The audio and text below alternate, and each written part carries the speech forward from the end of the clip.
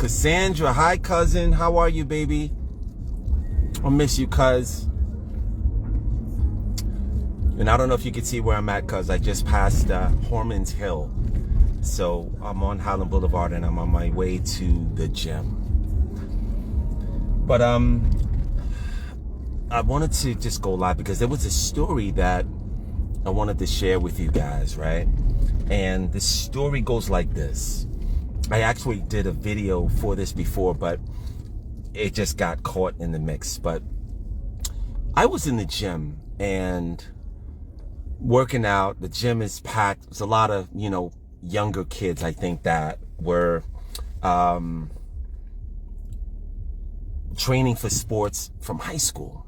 So I'm waiting for the cable cross machine to become available, and I see what I thought was a wallet, a black leather wallet on the floor.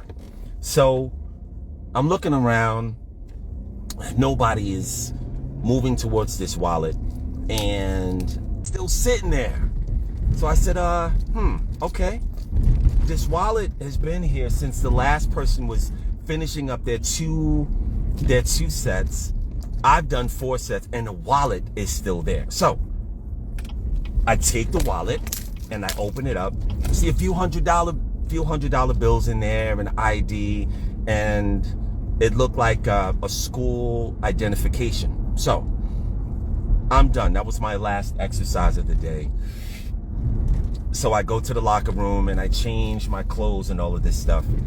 That's another thing I can't stand. You got certain types of people that go to the gym and they like to become a peacock when they go into the locker room. It's really weird. That's not the place for that. But I purposely go out of my way to go like this and make sure the person sees that I am purposely not even looking in their direction when they start peacocking in the gym. It's ridiculous. You guys know what I'm talking about when you're in the locker rooms at the gyms. But anyway, so I change my clothes, I get ready, and I go to the front, and I look at the guy's name was Maxime, and I asked the guy to make an announcement for a guy named Maxime. The guy at the front says they don't have an intercom. They don't have a way to make an announcement, which I don't understand, because this is LA Fitness, which is a huge franchise all over America. It's where, I prefer to work out because they have quite a few of them. So I was a little surprised that they don't have a way to make an announcement in a gym that big. So I tell the guy, listen, I found a wallet. Here's the guy. So I'm going to take the guy said, you're not going to leave the wallet? I said, no, I'm not going to leave you with the wallet, but I'll tell you what I'm going to do. I wrote down my number and my name in a little note that says, I have your wallet. And I left a note. The guy, he started doing the beatbox. He was like,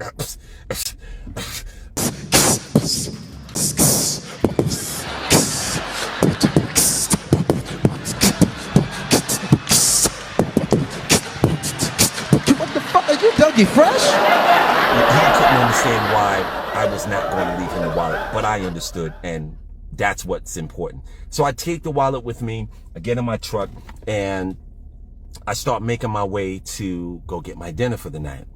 And about 10 minutes after that, I got a phone call from a guy that said, oh, you have my wallet? I said, yeah, what's your name? He said, my name is Maxime. I said, okay. Yeah, I do have your wallet. He says, well, could you bring it to me? I said, yeah. I'm about 10 minutes away, and if you wait for me, I'll bring it through. I'm driving a black Cadillac Escalade, and you'll see me pull up, and I'll call you when I'm there. He said, yeah, well, it was really cold, so I didn't understand when he said we're going to be waiting outside, but cool. So 6 minutes go by, and he's calling me again. Hey, how far are you? Because we have to go to Wingstop to get to get an order.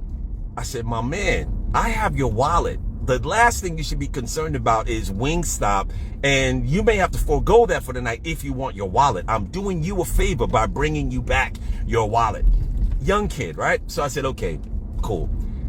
Take my time, finish doing what I am doing, and then I go and I bring him back, go in the parking lot, and I see this tall, skinny white kid standing out in the front. So I knew it was him. He comes up to my truck. I said, get in, I want to talk to you for a minute. He said, oh, I don't know. This is let me get my brother. He had his older brother, and he calls his older brother on the phone. I said, no problem. I pulled over. I was about to get out of the truck, and I think he realized how silly he sounded by not wanting to get into my truck so I could talk to him. Wasn't going to just hand him I wanted to look in his face and make sure that this was the guy in the ID and that he could prove to me that it was his wallet, right? So he jumps in the truck, he sits down, he's a little apprehensive, and I don't think the kid was 20, but he should have been very precautionate. I get it, no problem. Bear with me. So he's sitting there, and I said, my man, you're really nonchalant, because I can tell that you were doing a rep. You just dropped your wallet on the floor and you just left it there, and you were completely unconscious of that. And he said, yeah, but I don't understand why you didn't leave the wallet. So I gave him the wallet back, and I said, check to make sure everything is in there. The first thing he did, he looked, he saw the money. I think it was like maybe $400 or $500, which I didn't understand. You know, this kid has a lot of money. And it had some other things in there. And he looked, and he was immediately relieved that all of his money was there. And he said, but I don't understand why you didn't leave the wallet in the front. I said, I want to tell you why. The reason I didn't leave the wallet was because I wasn't sure. You know, times are hard right now. And I wasn't guaranteed that they wouldn't have taken, because, you know, a lot of times people will take the money out and then they'll put the wallet in the mailbox, or they'll just leave it or discard it. I wanted to make sure that you got everything that you left in that wallet. And I also wanted you to know that a black man did that. And there is goodness in humanity, because there are times where I have lost wallets that have had even more money in it, and I always got it back. And I wanted to give you the lesson that you should stop being so nonchalant with your private stuff. Women, ladies, it drives me crazy when I see you guys walking around with your phone dangling in your back pocket. I don't get that. The phone has all of your personal information, and I don't care that you have to, you know, it has a face record. It doesn't matter.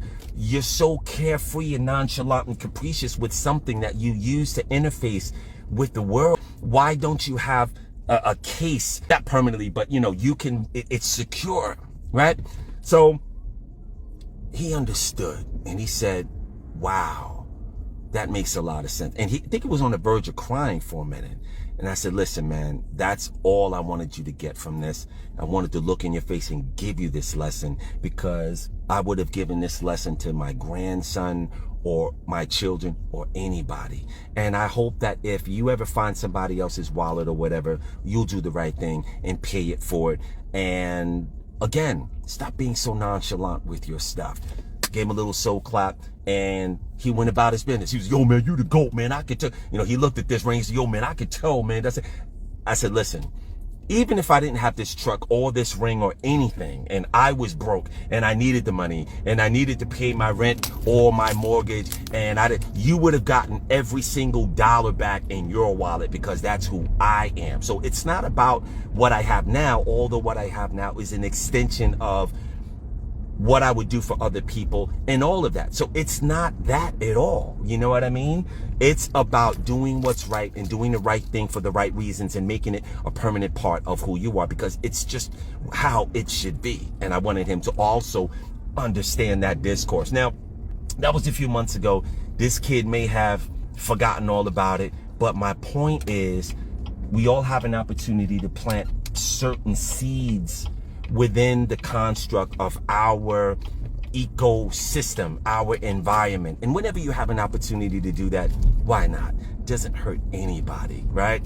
And, you know, it took less than, I don't know, maybe 20 minutes out of my day, if that, but it felt so good to do what's right. And I hope that he also echoes that and was infected by that imperative. And Chain of Command is in the building. Ryan Soons, yes, thank you. I'm glad that you got something from it, you know? And like I said, it's a daily thing.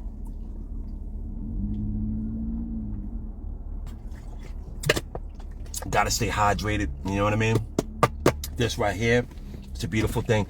All right, guys, so, you know, I need to spend more time with you guys so we can talk about these things.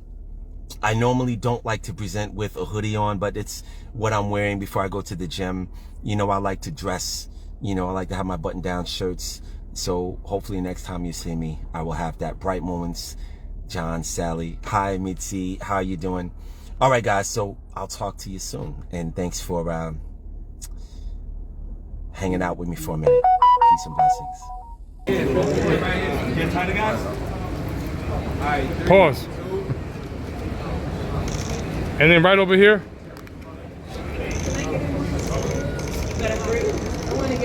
All right, thank you. Sent from heaven. Now you can wait your whole life wondering when it's gonna come or where it's been. You may have got your heart broken a few times in the past. It never lasts.